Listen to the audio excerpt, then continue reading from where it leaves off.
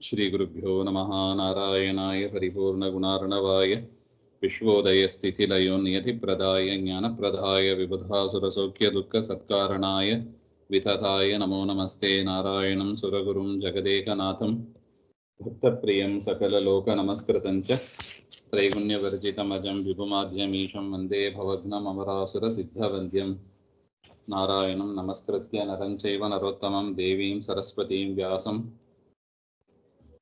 ತಥೋ ಜಯಮುದೀರಯೇ. ಕೃಷ್ಣಾಯ ವಾಸುದೇವಾಯ ಹರಯೇ ಪರಮಾತ್ಮನೇ ಪ್ರಣತಃ ಕ್ಲೇಶನಾಶಾಯ ಗೋವಿಂದಾಯ ನಮೋ ನಮಃ. ಶ್ರೀ ಗುರುಭ್ಯೋ ನಮಃ. ಶ್ರೀಮನ್ ಮಹಾಭಾರತ ತಾತ್ಪರ್ಯ ನಿರ್ಣಯ 26ನೇ ಅಧ್ಯಾಯದಲ್ಲಿ 41ನೇ ಶ್ಲೋಕ. ವರೇಣ ರುದ್ರಸ್ಯ ನಿರುಧ್ಯಮಾನೋ ಜಯದ್ರಥೇನಾತ್ರ ವೃಕೋದರಸ್ತು ವಿಷ್ಣೋರಭೀಷ್ಟಂ ವದಮಾರ್ಜುನೇಸ್ತದಾ ವಿಜ್ಞಾಯ ಶಕ್ತೋಪಿ ನ ಚಾತ್ಯವರ್ತತ. ಅಂದರೆ ಹಿಂದೆ ನಾವು ನೋಡಿದಂತೆ ದ್ರೋಣಾಚಾರ್ಯರು ಚಕ್ರವ್ಯೂಹ ರಚನೆ ಮಾಡಿದ್ದಾರೆ.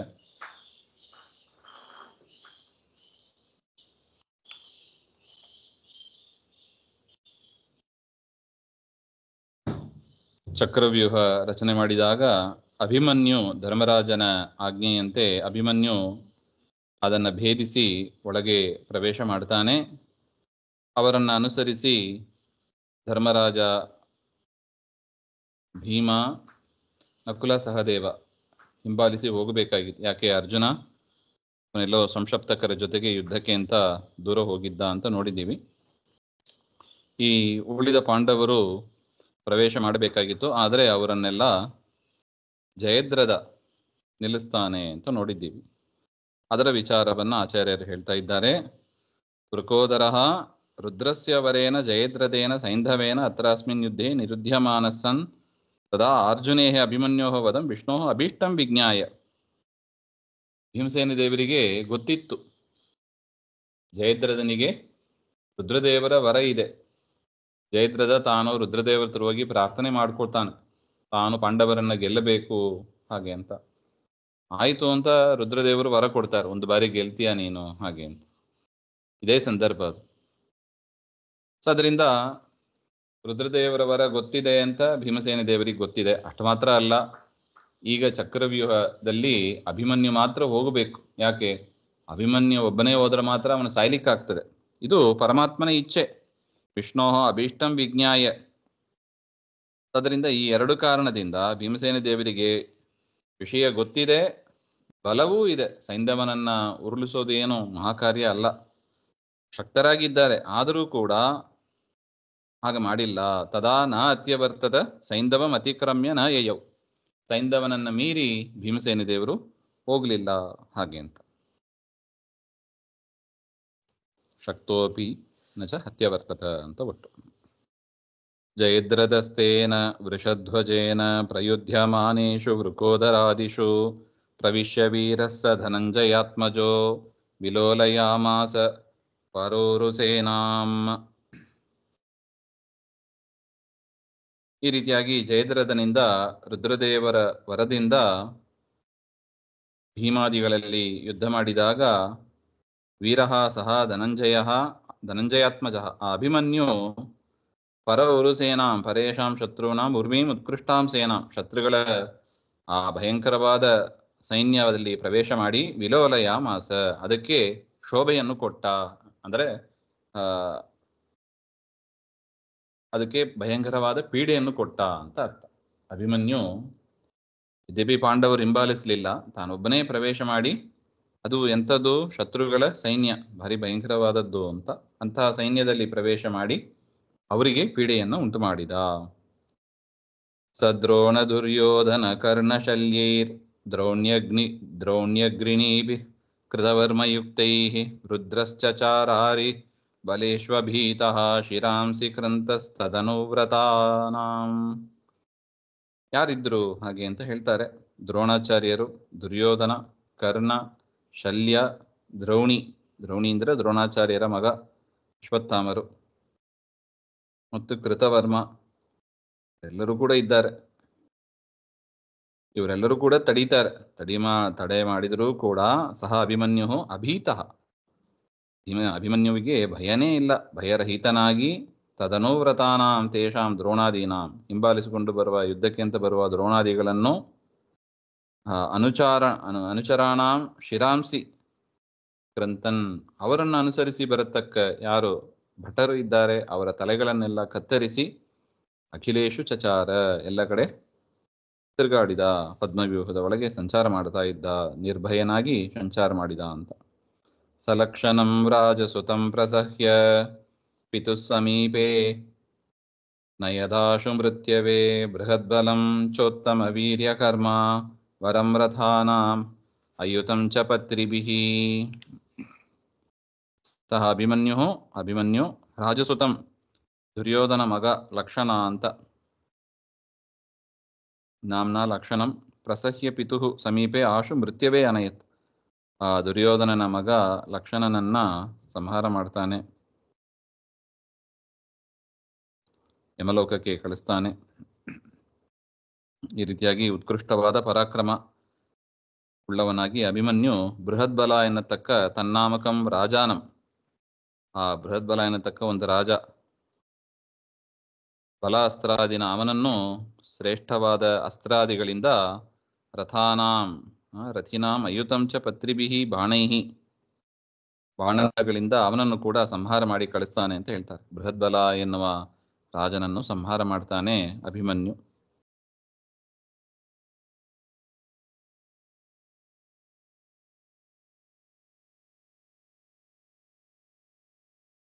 ದ್ರೋಣಾದಯಸ್ತಂ ಹರಿಕೋಪಭೀತಾಃ ಪ್ರತ್ಯಕ್ಷತೋ ಹಂತುಮಶಕ್ನುವಂತಃ ಸಮ್ಮಂತ್ರ್ಯ ಕರ್ಣಂ ಪುರತೋ ನಿಧಾಯ ಚಕ್ರುರ್ವಿಚಾಪಾಶ್ವರಥಂ ಕ್ಷಣೇನ.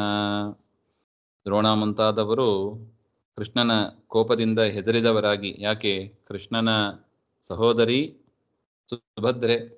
ಸುಭದ್ರೆಯ ಮಗ ಅಭಿಮನ್ಯು, ಈ ಅಭಿಮನ್ಯುವಿಗೆ ಏನಾದರೆ ಕೃಷ್ಣನ ಕೋಪ ಅದನ್ನ ಸಹನೆ ಮಾಡ್ಲಿಕ್ಕೆ ಆಗೋದಿಲ್ಲ ಅಂತ ಹೆದರಿದವರಾಗಿ ಪ್ರತ್ಯಕ್ಷವಾಗಿ ಅಭಿಮನ್ಯುಂ ಹಂತುಂ ಅಶಕ್ನುವಂತಹ, ಆದರೆ ಎಷ್ಟು ಯುದ್ಧ ಮಾಡಿದರೂ ಕೂಡ ಅಭಿಮನ್ಯುವನ್ನ ಸಂಹಾರ ಮಾಡ್ಲಿಕ್ಕೆ ಆಗ್ತಾ ಇಲ್ಲ, ಭಾರಿ ಭಯಂಕರವಾಗಿ ಯುದ್ಧ ಮಾಡ್ತಾ ಇದ್ದಾರೆ ಅಭಿಮನ್ಯು. ಅದರಿಂದ ಅಸಮರ್ಥರಾಗಿ ವಿಚಾರ ಮಾಡ್ತಾರೆ, ಏನ್ ಮಾಡೋದು ಅಂತ ವಿಚಾರ ಮಾಡಿ ಕರ್ಣಂ ಪುರತಃ ಅಗ್ರೇ ನಿಧಾಯ, ಕರ್ಣನನ್ನ ಮುಂದೆ ಮಾಡಿಕೊಂಡು ನಿಗದ ಚಾಪ ಆಶ್ವರಥಂ ಚಕ್ರುಹು, ಕರ್ಣನನ್ನ ಮುಂದೆ ಮಾಡಿಕೊಂಡು ಯುದ್ಧ ಮಾಡಿ ಅದರಲ್ಲಿ ಬಾಣಾದಿಗಳು ಇಲ್ಲದಂತೆ ಮಾಡ್ತಾರೆ, ಅಂದ್ರೆ ಆ ಅಭಿಮನ್ಯುವಿನ ಧನುಸ್ಸು ಮುಂತಾದವುಗಳು ಇಲ್ಲದಂತೆ ಮಾಡ್ತಾರೆ. ಕರ್ಣೋ ಧನುಸ್ತಸ್ಯ ಕೃಪಶ್ಚ ಸಾರಥಿಂ ದ್ರೋಣೋ ಹಯಾನಾಶು ವಿಧೂಯ ಸಾಯಕೈಃ ಸಚರ್ಮ ಖಡ್ಗಂ ರಥಚಕ್ರಮಸ್ಯ ಪ್ರಣುದ್ಯ ಹಸ್ತಸ್ಥಿತಮೇವ ಚಕ್ರುಹು. ಅದನ್ನೇ ವಿವರಣೆ ಮಾಡ್ತಾ ಇದ್ದಾರೆ. ಕರ್ಣ ಅಭಿಮನ್ಯುವಿನ ಧನುಸ್ಸನ್ನ ನಾಶ ಮಾಡ್ತಾನೆ. ಕೃಪಾಚಾರ್ಯರು ಸಾರಥಿಯನ್ನು, ದ್ರೋಣಾಚಾರ್ಯರು ಅಂದರೆ ಅಭಿಮನ್ಯುವಿನ ಸಾರಥಿಯನ್ನು, ದ್ರೋಣಾಚಾರ್ಯರು ಕುದುರೆಗಳನ್ನು, ಅಭಿಮನ್ಯುವಿನ ರಥದ ಕುದುರೆಗಳನ್ನು, ಆಶು ಸಾಯಕೈಹಿ ವಿಧೂಯ ಅಭಿಮನ್ಯೋಃ ಸಚರ್ಮ ಖಡ್ಗಂ ಚರ್ಮಣಾ ಸಹಿತಂ ಖಡ್ಗಂ ಚ, ಆ ಅಭಿಮನ್ಯುವಿನ ಚರ್ಮ ಅಂದ್ರೆ ಶೀಲ್ಡ್ ಅಂತ ಏನು ಹೇಳ್ತಾರೆ ಅದು, ಮತ್ತು ಖಡ್ಗ ಮತ್ತು ರಥದ ಚಕ್ರ ತತ್ ಸದೃಶವಾದದ್ದು, ಚಕ್ರಾಖ್ಯ ಆಯುಧಂ ಚ ಚಿತ್ವಾ, ಅದೆಲ್ಲವನ್ನು ಕೂಡ ನಾಶ ಮಾಡಿ ಹಸ್ತಾಭ್ಯಾಂ ಗೃಹೀತುಮೇವ ಚಕ್ರು,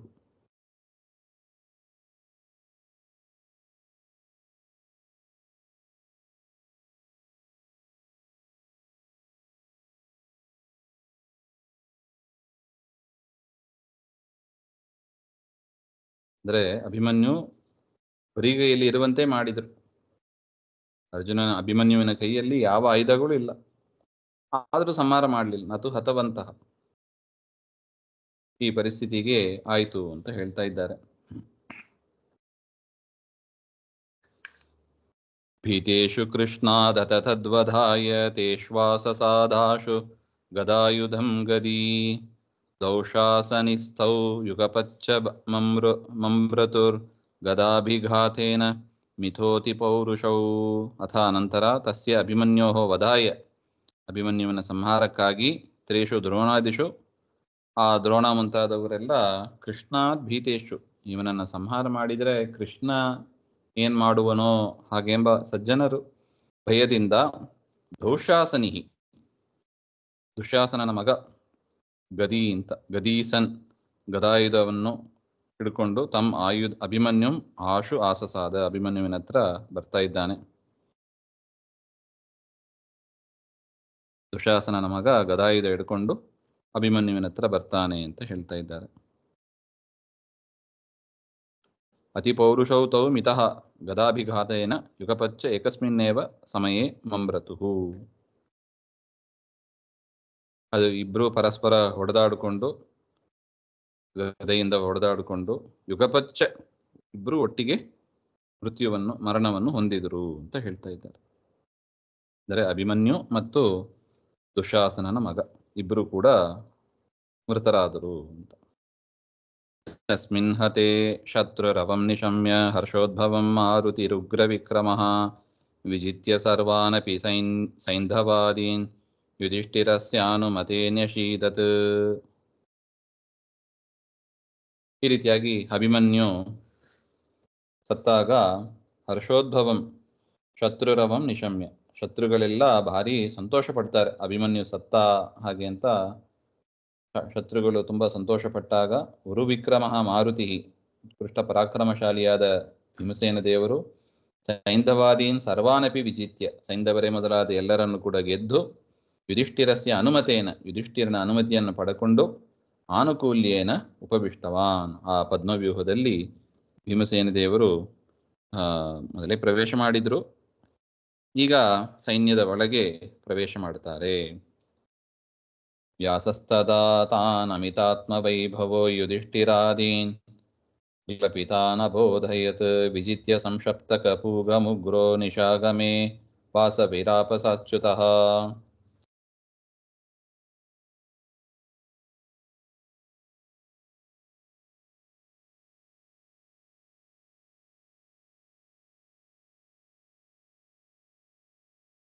ಅಮಿತಂ ಆತ್ಮವೈಭವಂ ಸ್ವರೂಪಜ್ಞಾನಾದಿ ಸಂಪತ್ತಿ ಯಸ್ಯ, ಪರಮಾತ್ಮನ ಜ್ಞಾನ ಪರಮಾತ್ಮನಿಗೆ ಚೆನ್ನಾಗಿದೆ, ಪರಮಾತ್ಮನ ಜ್ಞಾನ ಪರಮಾತ್ಮನಿಗೆ ಚೆನ್ನಾಗಿದೆ, ಪಾಂಡವರಿಗೂ ಪರಮಾತ್ಮನ ಜ್ಞಾನ ಇದೆ. ಆದರೂ ಕೂಡ ವ್ಯಾಸಃ ವೇದವ್ಯಾಸರು ತದಾ ಗ್ಲಾಪಿತಾನ್ ದುಃಖಿತಾನ್, ಅಭಿಮನ್ಯು ಸತ್ತ ಎನ್ನುವ ವಿಷಯವನ್ನು ಕೇಳಿ ಪಾಂಡವರಿಗೆ ದುಃಖ ಆಗಿದೆ. ಆ ದುಃಖಿತರಾದ ಯುಧಿಷ್ಠಿರ ಮೊದಲಾದವರನ್ನ ಅಬೋಧಯತ್, ಅವರಿಗೆ ತಿಳುವಳಿಕೆಯನ್ನ ವೇದವ್ಯಾಸರು ಆ ಸಂದರ್ಭದಲ್ಲಿ ಬಂದು ಕೊಡ್ತಾರೆ. ಯದ್ಯಪಿ ಅವರೆಲ್ಲ ಜ್ಞಾನಿಗಳೇ, ಆದರೂ ಕೂಡ ಈ ಒಂದು ವಿಶೇಷ ಸಂದರ್ಭದಲ್ಲಿ ಅವರಿಗೆ ಒಂದು ತಿಳುವಳಿಕೆ ಉಪದೇಶವನ್ನು ಮಾಡ್ತಾ ಇದ್ದಾರೆ. ಉಗ್ರಹ ಅಚ್ಯುತೇನ ಕೃಷ್ಣೇನ ಸಹಿತ ವಾಸವಿಹಿ ಸಂಶಪ್ತಕ ಪೂಗಂ, ಅಲ್ಲಿ ಅರ್ಜುನ ಸಂಶಪ್ತಕರ ಜೊತೆಗೆ ಯುದ್ಧಕ್ಕೆ ಅಂತ ಹೋಗಿದ್ದ, ಕೃಷ್ಣನ ಸಾರಥ್ಯದ ಮಾಡಿಕೊಂಡು ಅವರನ್ನೆಲ್ಲ ಗೆದ್ದು, ಸಂಶಪ್ತಕರನ್ನೆಲ್ಲ ಗೆದ್ದು ನಿಶಾಗಮೆ ಸಾಯಂಕಾಲದಲ್ಲಿ ಶಿಬಿರಕ್ಕೆ ಬರ್ತಾನೆ. ಅವನಿಗೆ ಶುದ್ಧಿಯೇ ಗೊತ್ತಿಲ್ಲ, ದೂರ ಹೋಗಿದ್ದ ಸಂಶಪ್ತಕರನ್ನ ಸಂಹಾರ ಮಾಡುವುದಕ್ಕಾಗಿ, ಸಾಯಂಕಾಲ ಹೊತ್ತು ವಾಪಸ್ಸು ಶಿಬಿರಕ್ಕೆ ಬರ್ತಾನೆ ಅಂತ. ಬಂದ ಕೂಡಲೇ ವಿಷಯ ಗೊತ್ತಾಗ್ತದೆ, ಅಭಿಮನ್ಯು ಸತ್ತಿದ್ದಾನೆ ಅಂತ. ನಿಶಮ್ಯ ಪುತ್ರಸ್ಯ ವಧಂ ವೃಷಾರ್ಥಃ ಪ್ರತಿಶ್ರವಂ ಸೋಥ ಚಕಾರ ವೀರಃ ಜಯದ್ರಥಸ್ಯೈವ ವಧೇ ನಿಶಾಯಾಂ ಸ್ವಗ್ರೇನ ಯತ್ತಂ ಗಿರಿಶಾಂತಿಕಂ ಹರಿಂ. ಆಗ ಅರ್ಜುನ ಅಭಿಮನ್ಯು ಸತ್ತ ಎನ್ನುವ ಮಾತು ಕೇಳಿ ವೃಷಾರ್ಥಃ ಅಂತ ಬರೀತಾರೆ, ಅತಿ ದುಃಖಿತಃ ಅಂತ, ಭಾರಿ ದುಃಖ ಬಂತು ಅವನಿಗೆ. ಇದಕ್ಕೆಲ್ಲ ಏನಾಯ್ತು ಅಂತ, ಯಾಕೆ ನೀವು ಹಿಂಬಾಲಿಸ್ಕೊಂಡು ಹೋಗಿಲ್ಲ ಪಾಂಡವರು ಹಾಗೆ ಅಂತ ವಿಚಾರ ಮಾಡಿದಾಗ ಜಯದ್ರದ ಈ ತರ ಮಾಡಿದ್ದಾನೆ ಅಂತ ಗೊತ್ತಾಯಿತು. ಅದರಿಂದ ಜಯದ್ರದನ ಮೇಲೆ ವಧೆ ಪ್ರತಿಶ್ರವಂ ಪ್ರತಿಜ್ಞಾಂ ಚಕಾರ, 6ನೇ ದಿವಸ ಸಾಯಂಕಾಲ ಸೂರ್ಯ ಅಸ್ತಮನ ಆಗುವ ಸಂದರ್ಭದಲ್ಲಿ ಅಷ್ಟರಲ್ಲಿ ನಾನು ಜಯದ್ರದನನ್ನ ಸಂಹಾರ ಮಾಡ್ತೇನೆ ಅಂತ ಅರ್ಜುನ ಪ್ರತಿಜ್ಞೆ ಮಾಡ್ತಾನೆ. ಆದರೆ ಪರಮಾತ್ಮ ಕರುಣಿ, ಎಷ್ಟು ಕರುಣಿ ಅಂದ್ರೆ ಆ ಜಯದ್ರಥನನ್ನ ಸಂಹಾರ ಮಾಡುವ ಸಾಮರ್ಥ್ಯ ಅರ್ಜುನನಿಗೆ ಇದ್ದಿಲ್ಲ ಆ ಸಂದರ್ಭದಲ್ಲಿ. ಅದರಿಂದ ಪರಮಾತ್ಮ ಏನ್ ಮಾಡಿದ? ಎಷ್ಟು ಚೆನ್ನಾಗಿ ಬರೀತಾರೆ ನೋಡಿ ಆಚಾರ್ಯರು. ಜಯದ್ರದ ಸೇವ ವಧೇ ನಿಶಾಯಾಂ ಸ್ವಪ್ನೇ ಅನಯತ್ತಂ ಗಿರಿಶಾಂತಿಕಂ ಹರಿಹಿ.